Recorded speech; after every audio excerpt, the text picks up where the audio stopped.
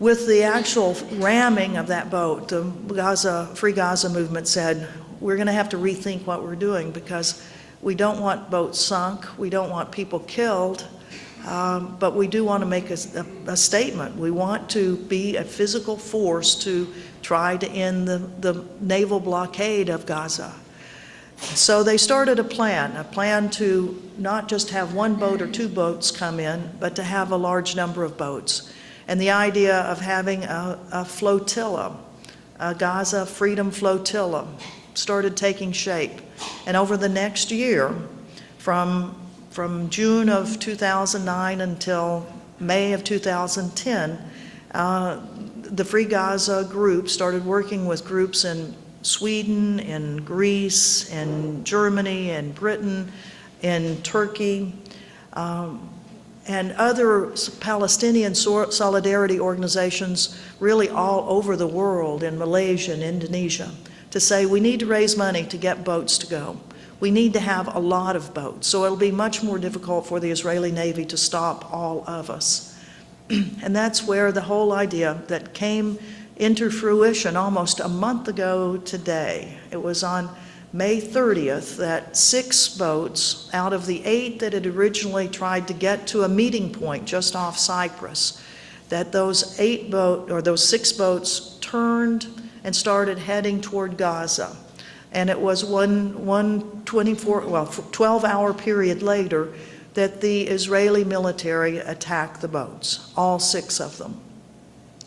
One of the boats, the Mavi Marmara, came out of Istanbul, Turkey. It's a huge boat. It normally carries like 1,000 passengers on it. It's a passenger ferry that goes among the islands of Turkey. There were 2 cargo ships that came out of Turkey, each laden with prefabricated buildings, with building supplies, with medical supplies. 2 ships came out of Athens, Greece, a 50-passenger boat and a cargo ship filled again with concrete and construction materials, because in the year and a half since the Israeli attack on Gaza, the Israelis had refused to allow any construction materials to go in. There were no bags of cement, there were no pieces of wood, there was no rebar. In order to rebuild all of the housing units that had been blown up, the factories that had been blown up. Virtually every factory in Gaza was targeted for destruction. Every construction company was targeted for destruction. So for the last year and a half, the people of Gaza have been living essentially in the rubble that was left there.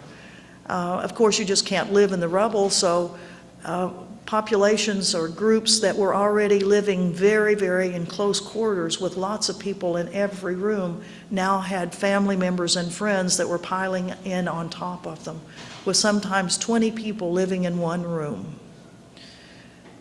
The cargo ships were filled with all sorts of construction materials.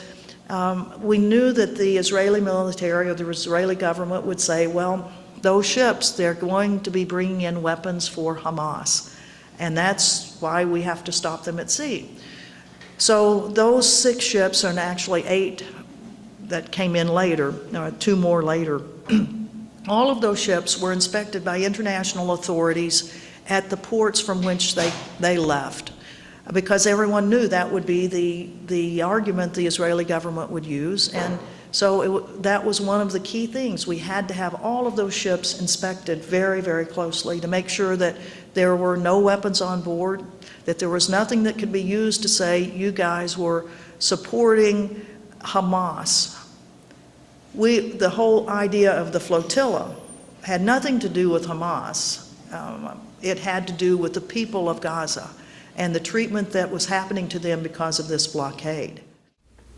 Next week, you'll see what Ann Wright says about her experiences on the flotilla and the nasty treatment that was given to the people Israel kidnapped once it had brought them to Israel. In the meantime, you can hear an interview I did with Ann Wright. We talk about her views about Afghanistan. Just go to the struggle.org and click on the green button, Sound. That's our show for today. See you next week at this time. I'm Stanley Heller, and this is the struggle